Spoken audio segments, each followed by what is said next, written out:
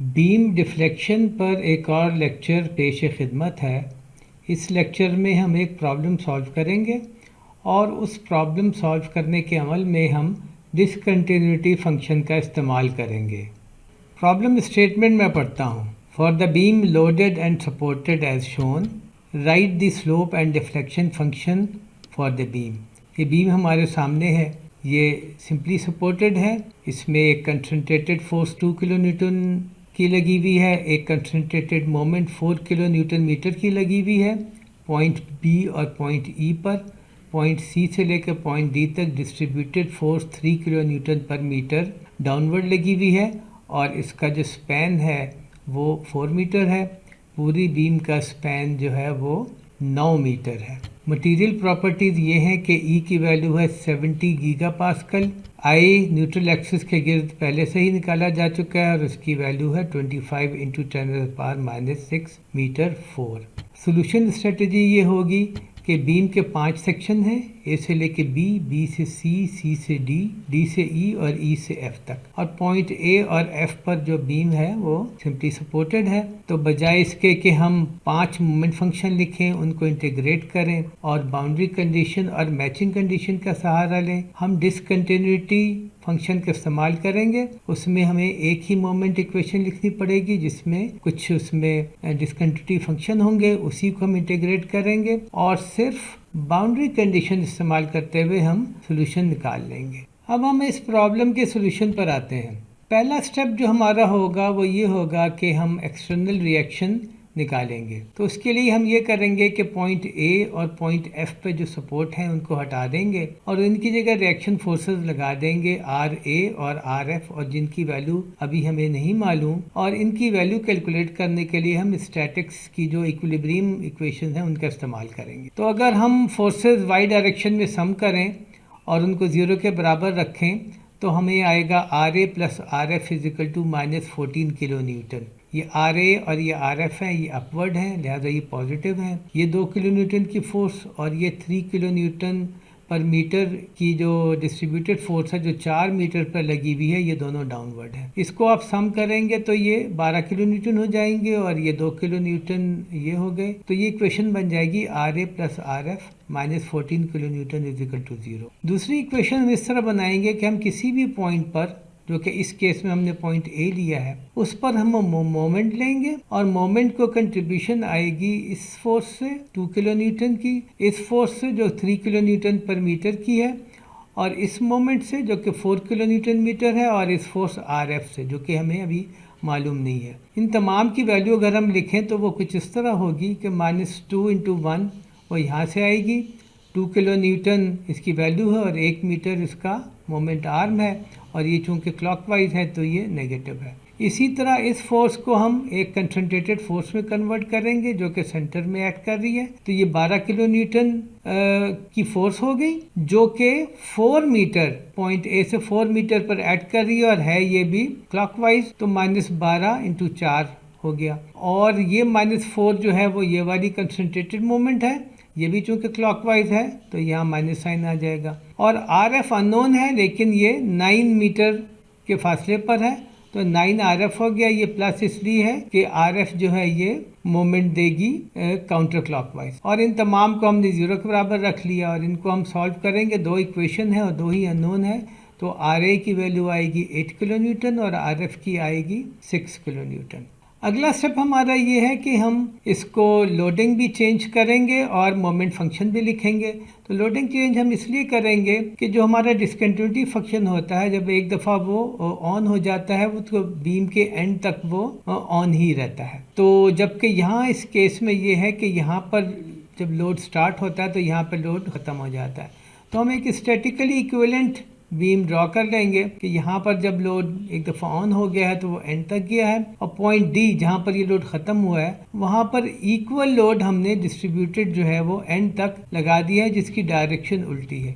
तो ये बीम जो है ये स्टैटिकली इक्विवेलेंट है इस बीम के। गोया कि हम सॉल्व तो इस बीम को कर रहे होंगे लेकिन एक्चुअल जो हमें सोल्यूशन मिलेगा वो इस बीम पर वैलिड होगा। दूसरा ये कि हम इसमें लास्ट सेक्शन पर एक हाइपोथेटिकल कट लगा के यहाँ पर हम मोमेंट फंक्शन लिखेंगे और जो मोमेंट फंक्शन हम लिखेंगे उसका उसमें छोटी सी चेंज वगैरह करके हम उसको पूरी बीम के लिए वैलिड कर लेंगे।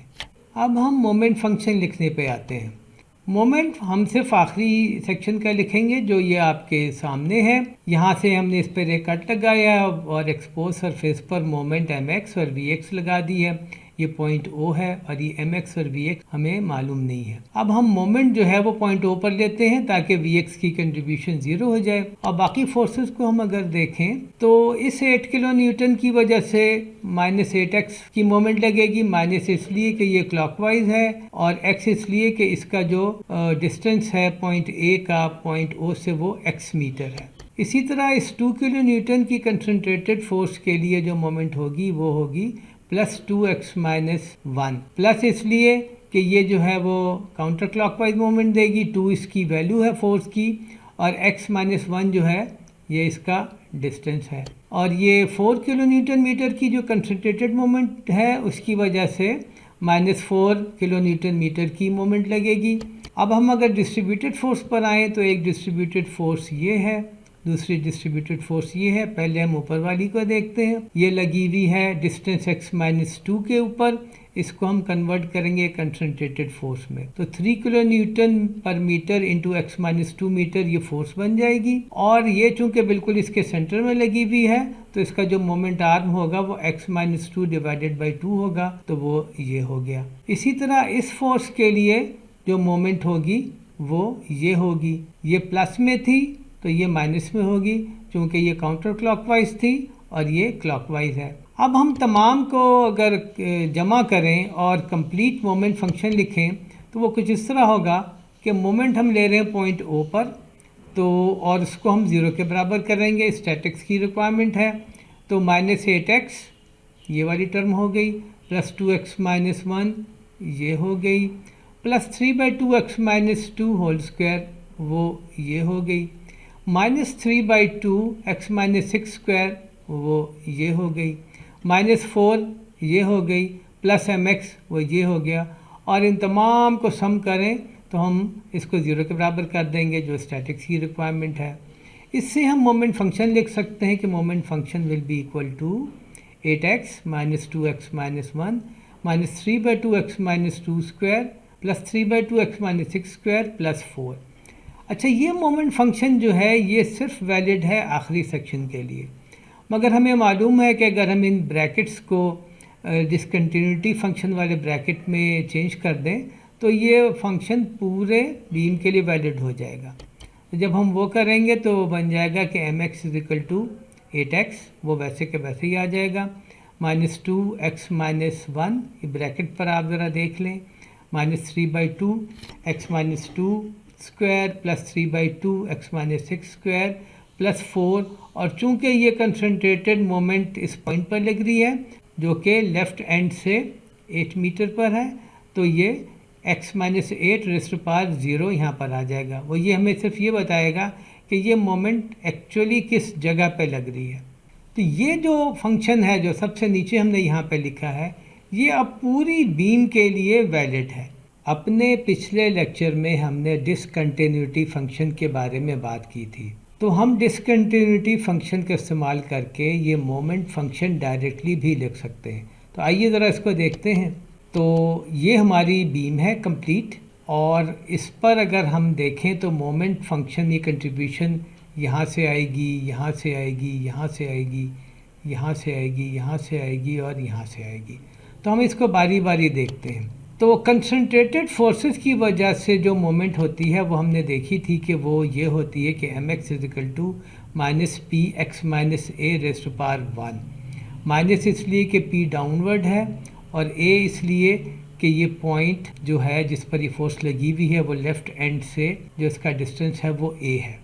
तो अगर हम इसको देखें तो RA की वजह से जो मोमेंट होगी वो होगी +8 क्योंकि ये अपवर्ड है और इसकी वैल्यू 8 है और x-0 क्योंकि यहाँ पर इसका डिस्टेंस 0 है, लेफ़्ट एंड पर है, तो इसको हम +8x लिख सकते हैं। इस फोर्स की वजह से जो मोमेंट होगी वो होगी -2x-1 चूँकि ये x इज इक्वल टू 1 पर लगी हुई है तो ये x माइनस 1 होगी, और रेज़ टू पावर 1 को आप बेशक ना लिखें।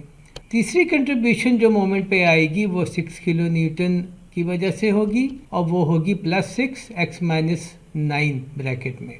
x की मैक्सिमम वैल्यू चूँकि 9 है और उससे कम वैल्यू पर ये फंक्शन 0 होगा, तो एक फंक्शन कम्प्लीटली 0 भी लिखा जा सकता है। अब हम कंसंट्रेटेड मोमेंट पर आते हैं जो कि यहाँ पे लगी हुई है। कंसंट्रेटेड मोमेंट की वजह से जो मोमेंट होती है जिसको हम लिखना चाहते हैं डिस्कंटिन्यूटी फंक्शन के फॉर्म में, वो इस तरह लिखा जाता है कि mx is equal to minus m0 value है इस मोमेंट की, multiplied by x minus a raise to power 0, जबकि a जो है वो डिस्टेंस है लेफ़्ट एंड से लेके उस पॉइंट तक का जहाँ पे मोमेंट लगी हुई है। तो हमारे केस में ये जो मोमेंट लगी हुई है ये प्लस होगी क्योंकि इसकी डायरेक्शन इसकी रिवर्स है, और ये x इज इक्वल टू 8 पे लगी हुई है। तो हम ये फंक्शन जो है वो इस तरह लिख सकते हैं कि मोमेंट जो है इसकी वजह से वो +4 x minus 8 raise to power 0। अब हम डिस्ट्रीब्यूटेड फोर्सेस पर आते हैं। हमारी बीम में दो डिस्ट्रीब्यूटेड फोर्सेस लगी हुई हैं, एक यहाँ से लेके एंड तक और दूसरी यहाँ से लेके एंड तक, एक डाउनवर्ड है और दूसरी अपवर्ड है। तो हम पहले देख चुके हैं कि अगर इस तरह की सिचुएशन हो तो मोमेंट फंक्शन इस तरह होगा कि -w/2 x minus a square plus w/2 x minus B square. ए वो डिस्टेंस है जहाँ से ये डाउनवर्ड फोर्स लग रही है और बी वो डिस्टेंस है जहाँ से ये अपवर्ड फोर्स लग रही है, और डब्ल्यू जो है वो इन दोनों की इंटेंसिटी है। तो यहाँ से हम इसे देख के डायरेक्टली लिख सकते हैं कि डिस्ट्रीब्यूटेड फोर्सेस की वजह से जो मोमेंट होगी वो होगी -3/2 x minus 2 square plus 3/2 x minus 6 square.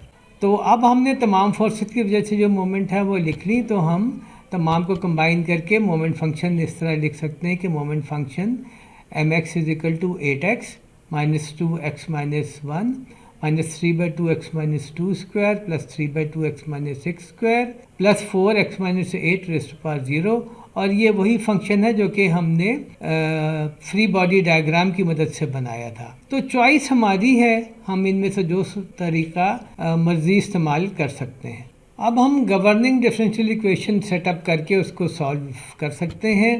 तो उसके लिए हमें सक्सेसिव इंटीग्रेशन करनी होगी, तो आइए उसको देखते हैं। तो हमारी गवर्निंग डिफरेंशियल इक्वेशन ये होगी कि ई आई, और हमें ई और आई दोनों की वैल्यू हमें पता है, E I D square Y by D X square is equal to M X होता है। तो एम एक्स की जगह हमने एक्चुअल मोमेंट पूरा लिख लिया। इसको हम एक दफ़ा इंटीग्रेट करेंगे तो लेफ्ट साइड पर आएगा E I D Y by D X, और राइट साइड पर 8x स्क्वायर जो है वो 4x, और राइट साइड पर 8x जो है 4x स्क्वायर हो जाएगा। इसी तरह ये -x माइनस 1 होल स्क्वायर हो जाएगा, प्लस 1/2 x माइनस 2 क्यूब हो जाएगा, प्लस 1/2 x माइनस 6 क्यूब हो जाएगा, plus 4x minus 8 raise to power 1 plus c1। ये पहला कांस्टेंट ऑफ इंटीग्रेशन है। एक दफ़ा फिर हम इसे इंटीग्रेट करें तो ये 4/3x cube minus 1/3x minus 1 cube minus 1/8x minus 2 raise to power 4 plus 1/8x minus 6 raise to power 4 plus 2x minus 8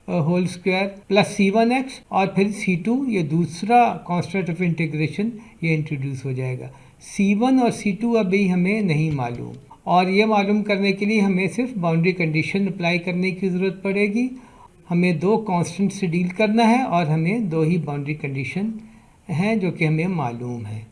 अब हम बाउंड्री कंडीशंस पर आते हैं। बाउंड्री कंडीशन जो है वो दोनों डिस्प्लेसमेंट की है, तो वो इस इक्वेशन पर लगेंगी।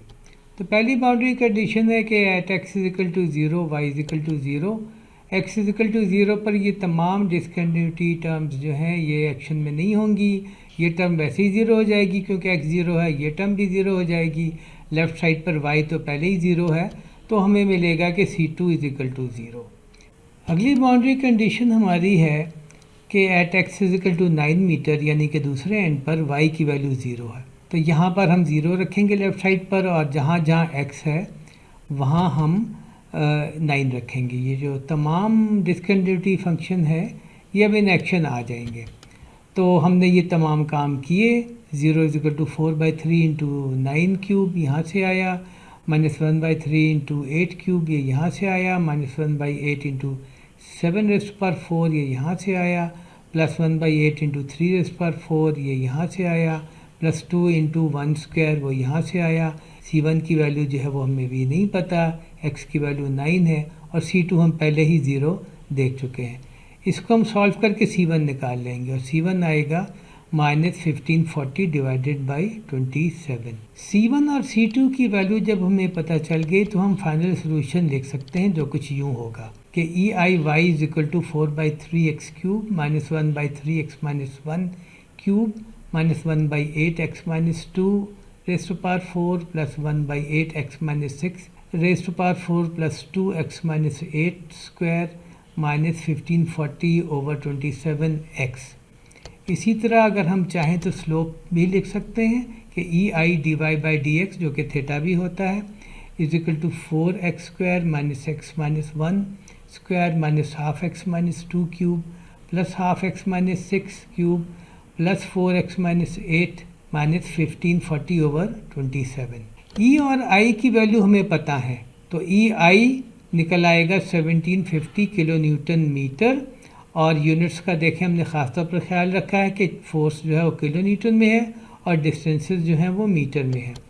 तो फाइनल एक्सप्रेशन जो y की होगी वो ये होगी कि 1/1750 multiplied by 4/3x cube minus 1/3x minus 1 cube minus 1/8x minus 2 raise to power 4 plus 1/8x minus 6 raise to power 4 plus 2x minus 8 whole square minus 1540 over 27x। और ये जो भी आप x की वैल्यू रख के जो जवाब निकालेंगे वो मीटर में आएगा।